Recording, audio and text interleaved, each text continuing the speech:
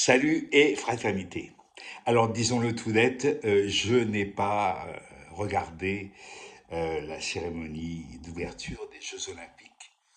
D'abord parce que j'étais ailleurs, j'étais à une soirée musicale à 3 kilomètres d'ici, à l'épicerie de Jeannot, à Mers-les-Bains, où se produisaient quelques amis à moi et d'autres.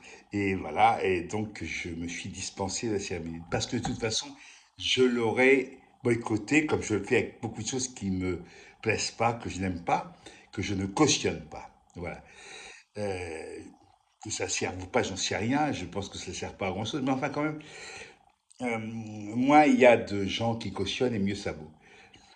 Parce que l'olympisme, quand même, il faut revenir un petit peu aux origines, à Coubertin, parce que faire remonter l'olympisme à Olympie et à la Grèce antique, c'est un petit peu... ça n'a rien à voir. Ça n'a rien à voir. Disons que Coubertin, c'était quand même un monsieur de droite, d'extrême droite, qui était fasciné par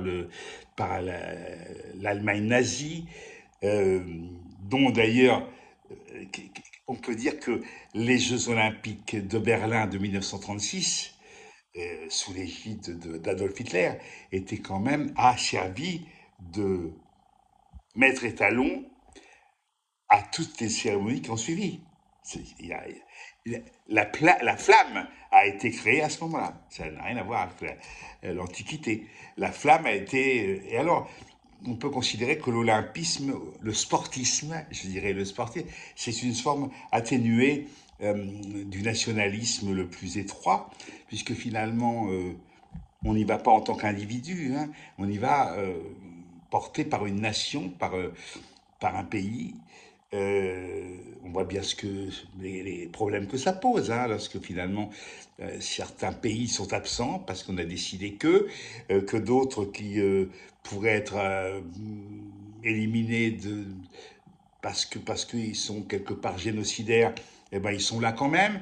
Et on reçoit les chefs d'État en grande pompe, etc. Bon, tout cela est une affaire de grande politique internationale où le pire côtoie le pire. Voilà. Donc, je, je n'oublie pas quand même qu'il y a eu aussi il y a eu des morts parmi les travailleurs, que les Parisiens, les touristes, etc., qui ne s'intéressaient pas forcément euh, aux Jeux Olympiques ont été très emmerdés. On n'oublie pas les gens déplacés, les gens reliés, enfin envoyés à la périphérie parce que les tentes sur les trottoirs, etc., ça faisait pas très beau dans le décor.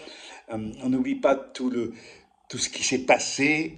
Moi, je suis un monsieur qui s'appelle Mohamed Momo, qui a une chaîne qui s'appelle Independencia TV. Et avant les Jeux, vraiment tout à fait pendant les Jeux, maintenant encore, il continue à se balader dans Paris à pied et il montre finalement ce qui se passe.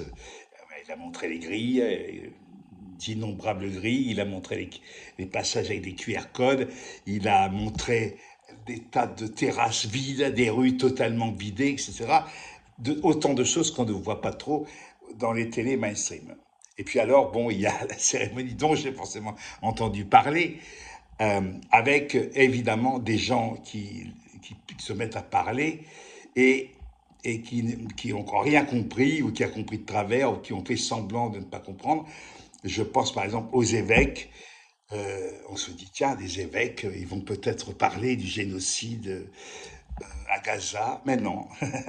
Non, non, ils parlent du blasphème en gros, que cette prétendue ou soi-disant représentation de la sataniste de la scène avait choqué. Et bon, ils ont fait une action de grâce, des prières, des machins, pour se faire pardonner ou faire pardonner à la France, à la fille aînée de l'Église, ce blasphème. Il faut quand même leur rappeler, que dans la législation française républicaine, le blasphème n'existe pas.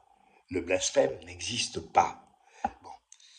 Et je trouve que les évêques, ils ont peut-être mieux à faire quand même dans l'état actuel de la chose, de la société, euh, de toutes les saloperies qui se passent, dont souvent les enfants sont victimes. En fait, les enfants, ont été aussi victimes de certains prêtres et ecclésiastiques.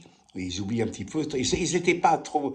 Il n'y a pas eu de tribune à ce moment-là, hein, des évêques, pas trop, hein, pour dénoncer leur propre turpitude à l'intérieur de l'Église. Bon, ne parlons pas des musulmans qui en rajoutent une louche, euh, qui finalement trouvent que c'est sataniste. Sauf que on parle beaucoup de Satan, hein, dans cette société d'abrutis.